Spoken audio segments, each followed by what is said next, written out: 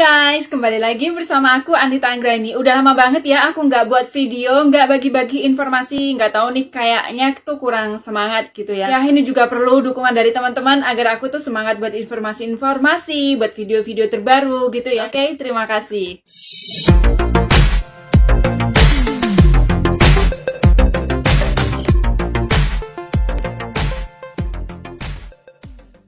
Nah, untuk video kali ini aku mau bagikan informasi seputar kayak barang apa aja yang boleh atau tidak boleh dikirim dari paketan Taiwan ke Indonesia ataupun dari Indonesia ke Taiwan gitu ya teman-teman. Karena udah beberapa hari ini tuh ada berita yang heboh tentang paketan barang. Dan sebenarnya minggu-minggu kemarin itu banyak yang DM sama aku, banyak yang tanya sama aku. Karena di video sebelumnya aku sering banget buat video kayak paket barang dari Taiwan ke Indonesia. Dan mereka itu banyak yang tanya, "Cek, kalau aku paket kayak gini, baju atau mainan itu lolos apa enggak gitu." Nah, untuk video kali ini aku bakal bahas mengenai paket barang dari Taiwan ke Indonesia ataupun dapat kiriman dari Indonesia ke Taiwan. Jadi simak terus video ini sampai habis karena informasi ini sangat penting banget buat teman-teman. Daripada kalian kena denda, mendingan kalian tonton video ini sampai habis dan jangan di skip-skip. Dan jangan lupa untuk like and subscribe juga ya. Terima kasih.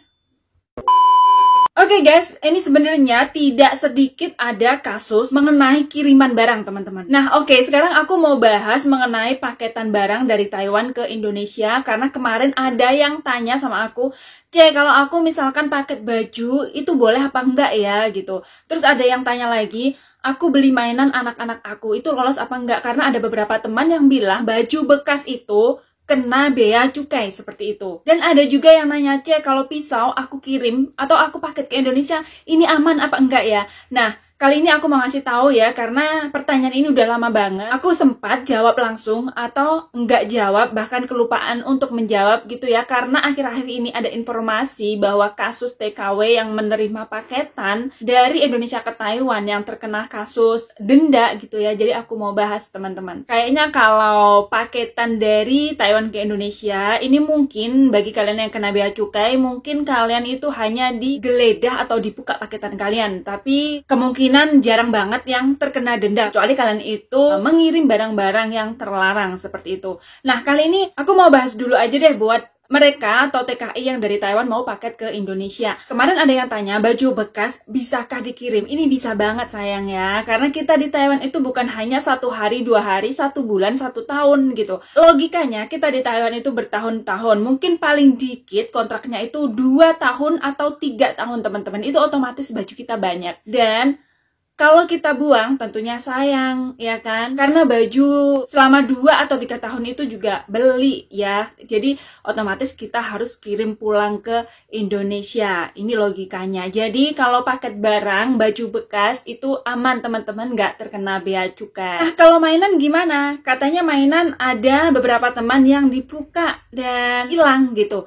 Jadi kalau mainan, kalau harganya standar-standar aja ya teman-teman, harganya itu nggak mahal-mahal banget gitu ya, dan jumlahnya juga nggak melebihi batas, itu masih aman. Karena aku sendiri juga sering paket mainan untuk keluarga aku yang di rumah, jadi ini aman banget. Kalau baju bekas, anak kecil atau anak dewasa itu juga aman. Dan bagi kalian yang pernah tanya atau sempat tanya, gimana nih kalau pisau bisa dikirim apa enggak? Kalau pisau ini masih aman. Di video sebelumnya aku juga udah kasih tahu, udah share paket barang dari Taiwan ke Indonesia. Kalau teman-teman ingin tahu informasi lebih lengkap, teman-teman bisa cek aja di channel YouTube aku video paket barang dari Taiwan ke Indonesia. Nah, mungkin teman-teman pada bertanya, kira-kira barang apa sih Kak yang tidak boleh dikirim dari Taiwan ke Indonesia? Itu yang tidak boleh, yang pastinya dilarang banget itu adalah kayak minuman keras, narkoba pasti, dan juga obat-obatan terlarang, obat-obatan yang masuk tanpa izin. Selain itu ada uang dan juga emas logam mulia, dokumen-dokumen penting, benda tajam, dan juga barang-barang onderdil. Karena barang onderdil ini juga termasuk barang yang perlu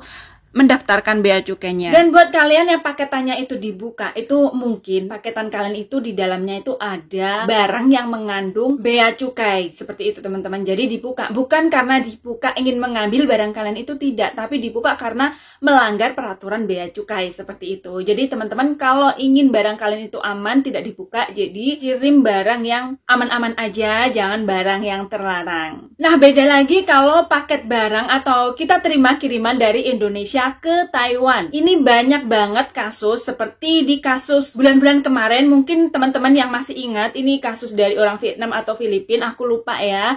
Mereka itu kirim sosis terus sampai di Taiwan kena denda. Nah, teman-teman, karena di Taiwan itu sangat-sangat anti banget menerima kiriman daging ya teman-teman. Ini sudah dari tahun nenek moyang bahwa bagi mereka yang mengirim daging ke Taiwan itu harus ada sertifikat atau izin dari pemerintah, seperti itu. Nah, ada juga di informasi kemarin TKI yang menerima pete itu juga kena pelanggaran dan juga terkena denda. Nah, yang kasus baru ini adalah jengkol. Ini mungkin ada beberapa teman yang sudah tahu ya. Jadi ada salah satu TKW dari Indonesia yang meminta kiriman jengkol dan dikirim ke Taiwan. Dan sesampainya di Taiwan, dia harus membayar denda sebesar 30.000 NT dolar yang setara dengan 15 juta rupiah. Nah, bayangkan aja teman-teman, ibaratnya kita mau jajan ya, atau mau beli pulsa, atau mau beli baju yang kiranya itu mahal dikit gitu ya. Kita lagi pikir-pikir, nah tiba-tiba terkena denda seperti ini, sayang banget kan? Tiba-tiba satu hari kita udah mengeluarkan uang 15 juta. Sebenarnya Mbak TKW ini sudah bertanya kepada pihak pengiriman jasa dari Indonesia ke Taiwan. Dia mengaku pihak ekspedisi menjanjikan bisa masuk ke Taiwan karena bekerja di Bea Cukai. Ternyata sesampainya di Taiwan, Mbak TKW ini harus membayar dengan biaya 30.000 NT dolar setara dengan 15 juta karena Mbak TKW ini juga menerima surat pemerintah dari Taiwan ya dan harus membayarnya di 7-Eleven. Nah, sebenarnya ini juga buat pembelajaran kita semua karena ada kasus seperti ini. Kita juga harus berterima kasih juga nih ya sama Mbak yang punya akun TikTok Suryana nih karena sudah mau berbagi, karena mau sharing, karena juga Cece ini tidak mau teman-teman yang lain menerima kasus yang sama seperti dia, makanya mereka mau sharing, mau membagikan informasi bahwa kalau kalian nggak mau didenda kayak dia, kalian itu harus hati-hati teman-teman. Jadi barang-barang yang terlarang tidak boleh masuk ke Taiwan itu meliputi yang pertama daging teman-teman, atau makanan yang diolah dari bahan daging.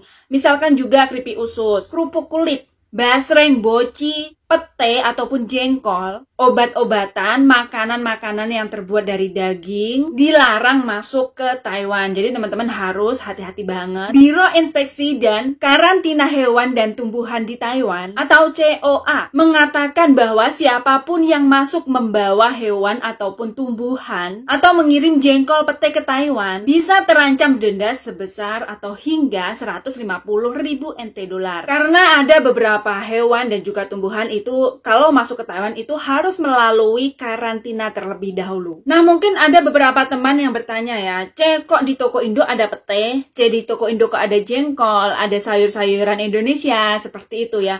Jadi seperti ini bedanya di toko Indo di Taiwan sama kita-kita ini para TKI ya. Jadi bedanya itu mereka, toko Indo itu sudah bekerja sama, sudah memiliki sertifikat, atau mereka sudah memiliki agen besar yang sudah kerjasama sama pemerintah Taiwan dan memiliki sertifikat, memiliki surat izin tentang bea cukai ataupun aturan-aturan yang berlaku seperti itu ya. Jadi sama seperti misalkan dari Amerika mau masuk ke Taiwan kayak daging di Costco itu kan daging dari Amerika kok bisa masuk ke Taiwan? Karena itu sudah ada kerjasama ataupun sudah mempunyai surat izin, surat sertifikat seperti itu ya. Pastinya mereka juga membayar pajak teman-teman. Nah, kalau kita beli barang dari Indonesia masuk ke Taiwan, misalkan kiriman dari keluarga kita dari Indonesia ke Taiwan, pastinya bahan-bahan apa aja itu kan keluarga kita yang ngemasin, iya kan? Terus untuk masuk ke Taiwan itu hanya membayar ongkir aja teman-teman. Beda dengan mereka yang sudah kerjasama sama pemerintah Taiwan dan kerjasama dengan bea cukai dan memiliki surat izin masuk dan juga memiliki sertifikat atau mempunyai agen besar, mereka itu pasti itu adalah salah satu agen resmi seperti itu. Beda kalau kita nggak punya agen ya, kita pribadi. Jadi kita nggak boleh sembarangan menerima paketan ataupun mengirim barang ke Taiwan seperti itu. Ya sebenarnya mungkin ya teman-teman semuanya, kenapa kok banyak banget yang meminta kiriman dari Indonesia ke Taiwan seperti itu ya? Karena di masa pandemi ini, di tahun-tahun kemarin, bahkan tahun ini, kita itu tidak bisa pulang ke Indonesia, tidak bisa cuti ya, karena mencegah penyebaran COVID-19. Jadi mungkin kita yang berada di Taiwan bertahun-tahun ingin banget masak atau makan makanan Indonesia ya. Kita semua kangen, jadi mereka atau teman-teman itu banyak banget yang meminta kiriman makanan dari keluarga Indonesia. Nah, teman-teman, tapi kalau ada kasus gini, jadinya tuh kita meminta pete atau jengkol 1 kilo ibaratnya. Jadi kita akan kena denda, itu juga sayang. Ya lebih baik kalau memang kita ingin banget kangen makan makanan Indonesia, cari aja di Taiwan, cari aja yang aman di toko-toko Indo Taiwan. Ibaratnya kita mengeluarkan uang 500 NT untuk makanan yang kita kangenin, makanan Indonesia, itu lebih mendingan lah daripada kita membayar denda yang begitu mahal. Itu denda 30.000 NT dolar, itu sudah gaji 1 bulan lebih loh teman-teman. Jadi sayang banget kan kalau sehari hilang gara-gara kita terkena denda. Ya sebenarnya kita nggak berharap kena denda, tapi kita harus mematuhi peraturan di Taiwan karena posisi kita di Taiwan.